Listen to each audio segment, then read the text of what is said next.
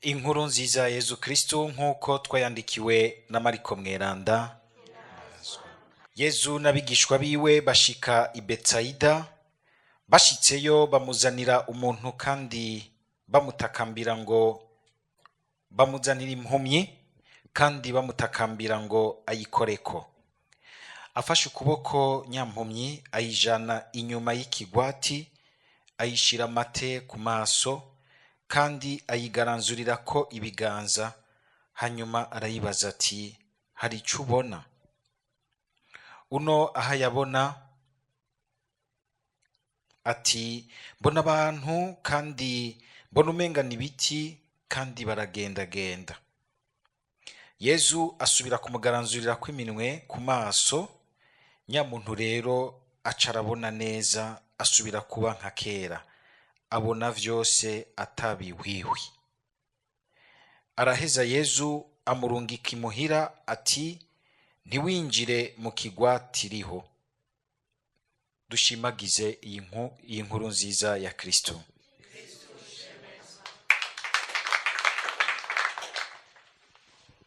Tumaze igihe turiko turumva ijambo ry'Imana rizanana mu gitabo c'Amamuko ku bijanye n'ivyashitse mu gihe ca Noe.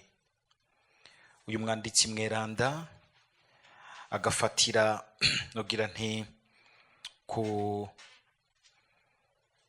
mayagwa n'ibitito vyariho mu gihe cabo aho mu bihugu bakikije vya Babylon, agaheza mugabo akabisubiramwo avyumvamwo na cane cane c'Imana imwongoreye mu kwemera Imana. Imana ikagomba kumwigisha, ikamuha ubutumwa iciye mu bitito n'amayagwa yariho mu gihe cabo.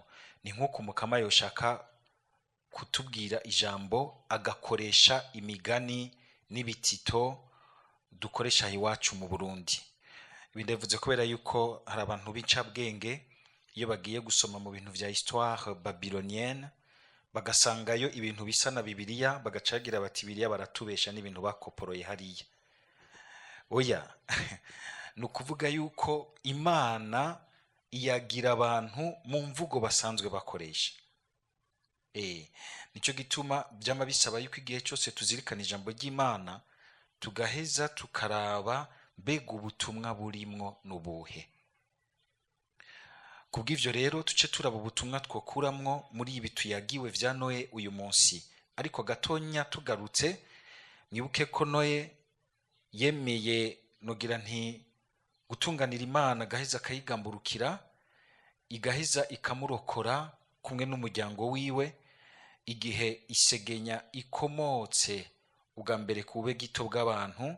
Imana ishaka gucyorora isi kugira ngo isi yose ntitikire ngo igenda amagirire, ikagomba gucyorora isi, ariko igasanga hariho umuntu ayitunganiye ishobora gucako kugira ngo ishobore kurokora isi. Imana yamigomba kuturokora, yamigomba kudukiza, mugabo yarashimye yonyene gukenera umuntu, yarashimye kugukenera. Augustin Mweranda ni wagira ati Imana yakuremye mutari kumwe, ariko kugucungura kugukiza ntizogukiza mutari kumwe, ntizogukiza nk'ukumenga uzobona vyakubayeko utigeze uyorohera ngo uyigamburukire igukize, mbere mu kugukiza kwawe inakiriza ubuzima isi yose, inakiriza ubuzima abandi. Noe ngo yari intungane imbere y'Imana, bikamutuma ashobora kumva Imana. Mu bantu b'igihe ciwe bitakunda ko bumva Imana, bakamubona ariko arubaka ikintu c'ubwato bunini, bakamutwenga, bakamukekeza, bagira bati ivyo ntibikurimwo. Hari igihe umuntu ashobora kuba yumva neza muri kazoza ingene ibintu ashaka ko bizogenda, canke iyo bitera bija akitegura, ugasanga abantu baborewe n'ibihe vy'igihe cabo, bobo ntibashobora kumva neza hari imbere. Umuntu burya w'Imana hari ukungene muri we ivyo bihe bitatu bifatana muri we. igihe gihitiye, igihe arimwo n'igihe kiriko kiraza. le passé, le présent et le futur. Umuntu w'Imana arategerezwa iminsi yose kugira igihagararo kinywanisha neza ivyo biringo.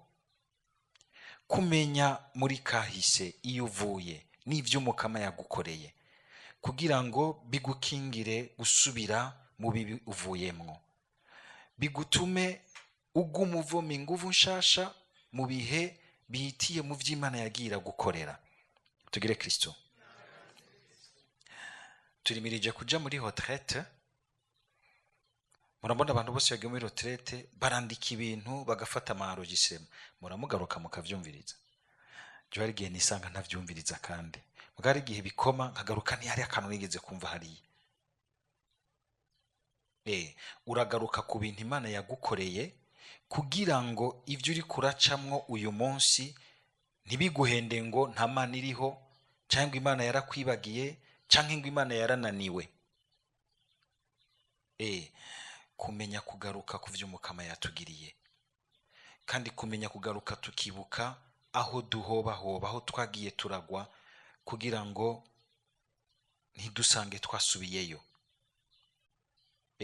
Kugira ngo bidufashe muri kubu nako naho nyene tugategerezwa kwiyumvira tuti mbega turiko tugenda he? Uko ibintu bimeze uyu munsi ndiko ngenda he? Uko ibintu bimeze uyu munsi igihugu cyacu kiriko kigenda he? Uko ibintu bimeze uyu munsi noguma meze nk'uko vyamye? Hari igihe ubona ukaraba abantu ingene baguma barya, banwa, bigenza, ntibabone ko turi mu gihe kigoye. None mwibaza ko ejo hirya hejo muzobaho gute? Ukabona aguma arya nk'uko yamye, ukamenga yama mu misi mikuru, agumanwa nk'uko umenga. Hariho benshi baca bitwaza ngo yangu ijambo ry'Imana riravuga ngo ejo hazimenya. Nivyo hazimenya ku muntu kumbure ataba afise ukundi kundagira, kagira ati nzohamenywa n'Imana. Mugabo urafise ukungene wogira ejo ukahategura, kandi ugatuma n'Imana itegurira abandi ibihe vyiza. Nta kubaho nk'uko umenga ntubana n'Imana, Imana ikubikiye ibintu vyiza muri kazoza, ariko igashaka yuko musangira urugendo rwo kubishikira. Tukamenya kuzirikana ijambo ry'Imana n'ubwenge bwa mutima. Noe rero ari muri abo bantu, muri kubukiwe abona abantu ingene bigenza bifata n'ingeso zibabaza Imana, ariko agategura ubwato mu kugamburukira Imana. Burya bwato bwakijije Noe n'ubugamburutsi bwiwe bwatumye yumva ico Imana imubwiye, agategura ejo hiwe haza. Integuro nziza. Tugire Kristo. Kuko tuvuze naho nyene gutegura kazoza, hariho benshi baca bumva umenga nukugira ubwoba bw'ubuzima bwanje burenze bwa kazoza, nkaca nsigara umenga ngomba kwikwegera ko, ngomba kwiyugarana, ngomba kwipanga ukwi wanje, abandi n'akazi kabo. Oya, si ivyo. Kuko hariho kandi umuntu agira uruhagarara rw'ubuzima bwiwe, akagira ubwoba bwose ku buzima bwiwe, akagomba guca yikumakumira ko yibaza ngo niko gutegura neza. Kumwe bavuga ngo bamwe bavuga ngo assurer ses arrières. Oya si ivyo aho naho. Ahubwo ugutegura neza kazoza nukuba mu bugamburutsi imbere y'Imana. Nukuba mu bugamburutsi. Nubwo nogira ngo niko ndategekanya, nkabigira numviriza Umukama, nkumva neza yuko ari ibintu dusangiye n'Imana, bitariko birava muri kakanu k'ubugunge, ka egoisme, ka orgueil kuri jewe n'abanje. Muribuka wa mwana abwira se,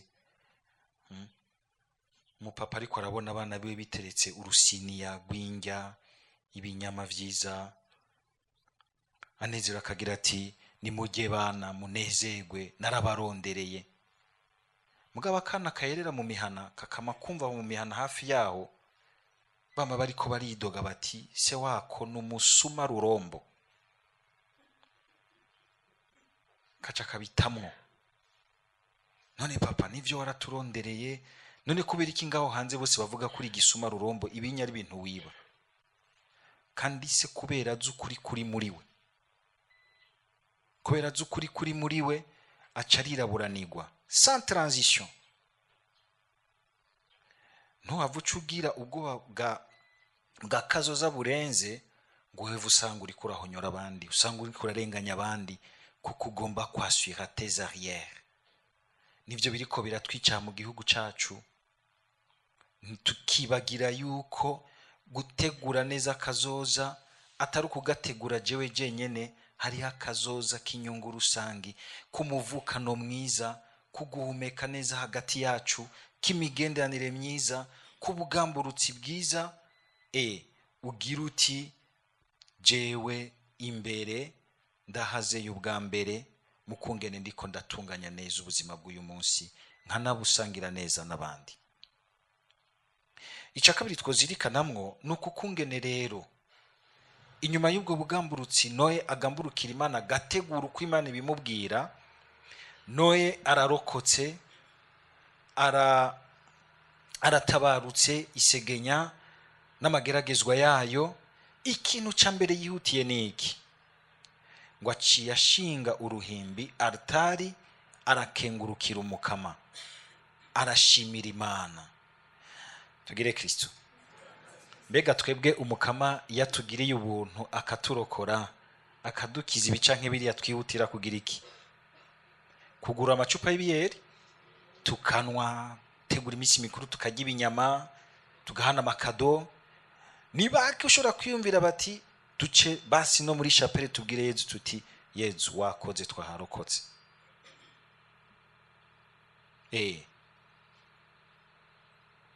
Umuntu acaja kurya ikirori akibagira gukengurukira umuremyi. Iyi nyifato ya Noe ikatwereka yuko Noe arazi neza yuko ubuzima bwiwe bugihagaze abukesha ubuntu bw'Imana, agakengurukira Imana n'umutima mwiza.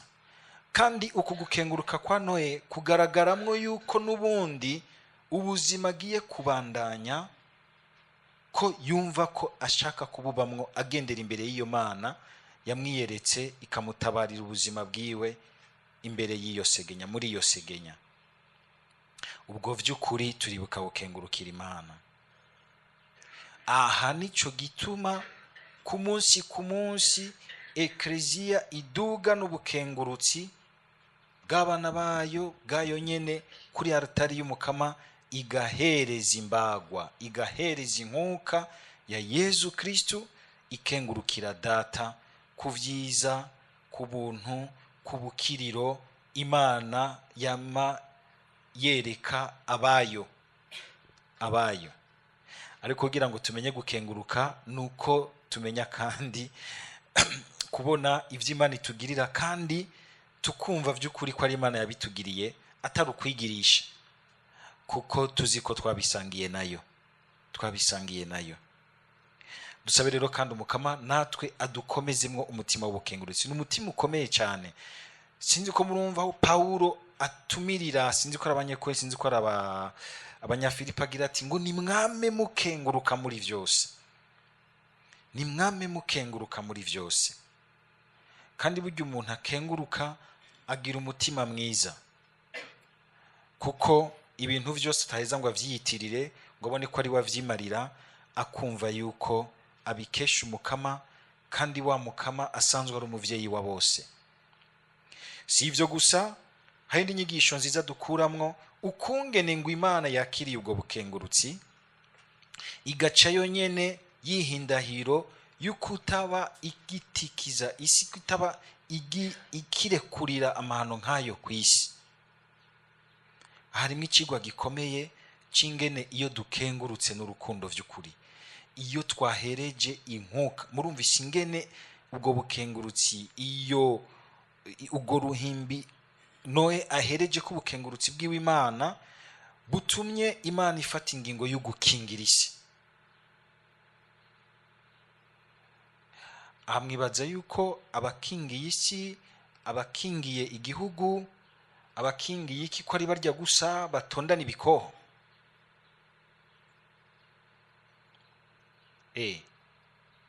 Mu guhereza n'umutima mwiza bigatuma Imana idufata ko ingingo nziza yo kudukingira, yo kuturinda, kuko duserukiye isi yose, duserukiye abandi bose n'umutima usenga Imana mukuri. Burya abantu bari mukuri imbere y'Imana baradukingira cyane. Abo bantu no kubakunda, no kubashigikira, no kubakomeza. Abantu, umuntu wese ahagaze mukuri imbere y'Imana ni paratonnerre ku bintu bibi byinshi ku buzima bwacu. Ntabyo tubona n'amaso yacu, mugabo kumbure ngo wa munsi Paulo avuga ngo tuzobona nk'uko tubonwa n'Imana, ngo tukamenya nk'uko tumenywa n'Imana, hazogera igihe tubimenye. Hazogera igihe tubimenye. Muribuka na kakarero kandi ka Iburahimu aseruka imbere y'Imana agasabira Sodoma na Gomora kugira ngo Imana ibakingire kuranduka. Byoba byiza muri mwebwe mwama mutonda imisi yose ngaha muba mw'abantu beza nk'abo, ariko ubukengurutsi bwacu ntibuzoryoha turi abantu buzuyemwo urwanko, kwankana, ugasanga turaza gusenga mugabo haracariho ibintu bizibira igisabisho cyacu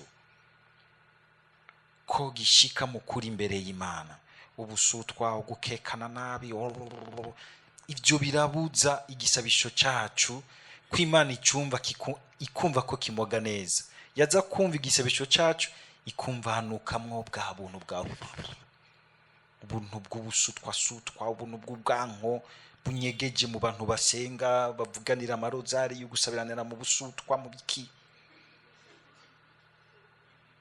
tukabona dusenga ibintu ntibihenduke, ntibivaho biri. Ugasanga turasenga mugabo haracarimwo ikintu c'urwanko, ibintu bibi haraburamwo. Nogira nti umutima mwiza, umutima mwiza si ukuvuga umutima atacaho ufise, mugabo umutima mwiza ujya utiyorobeka, ujya wifuza icyiza ku wundi, ujya wifuriza icyiza abandi, ujya ushobora no kwifuriza icyiza n'umuntu uzi neza ko akwanka. Uyo arashobora gushika imbere y'Imana agahereza, Imana yamanuka kwimotereza ikumva bimoga neza, bimoga neza.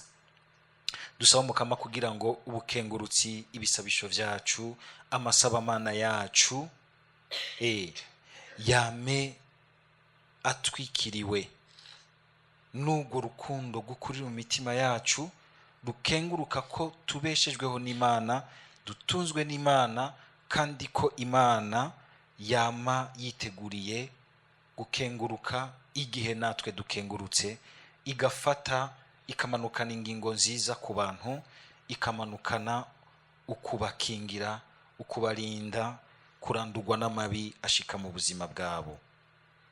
Umukama atwuzuzemwo umutima w'ubukengurutsi w'ukuri. Amen. Amen.